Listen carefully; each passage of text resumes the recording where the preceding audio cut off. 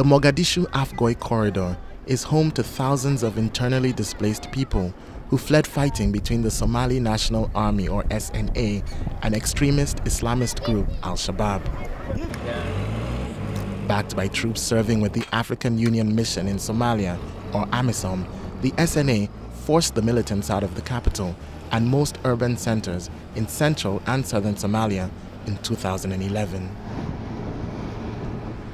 Although the security situation in Mogadishu has greatly improved in the last 20 months, most of the people in the IDP camps have no access to basic services and only makeshift structures to shelter them from the elements. Burundi's AMISOM contingent has been here since 2007, when street battles, mortar fire and suicide bombings in Mogadishu were at their height. Medics working with the contingent have also been operating an outpatient clinic for the SNA and AMISOM at Somalia's former national university. The troops also offer free medical services here twice a week and whatever food they can spare to IDPs and other members of the community. Somalia's health sector, like most public institutions, deteriorated during years of war and lawlessness the country experienced after the toppling of Siad Barre's government in 1991. Medical personnel fled the country and health centers were either looted or left to ruin for over 2 decades. People like Mana Abdi Mohammed, who is visiting the AMISOM free clinic for the first time, have nowhere else to go until the new government is able to fill the gap.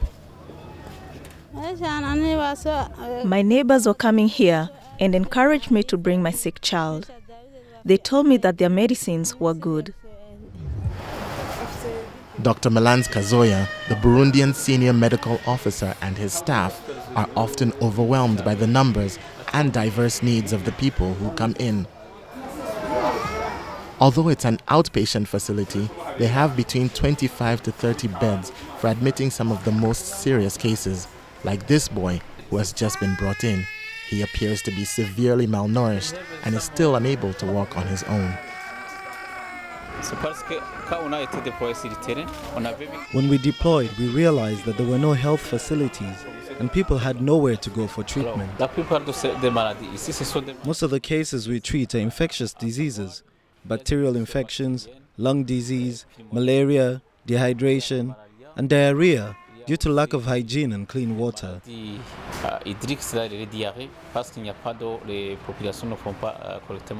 appeal to different partners to help us provide the various equipment and medication necessary for us to assist the population.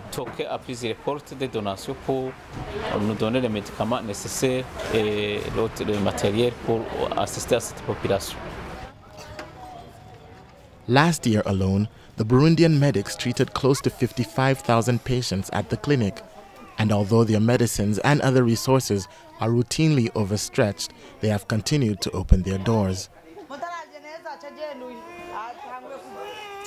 Some Somali groups in the diaspora and local non-government organizations periodically donate medicine to the clinic, but the medics are calling for more help, given that the demand for the life-saving services they offer greatly outweighs their supplies. In the meantime, the troops are committed to helping their neighbors for as long as they can.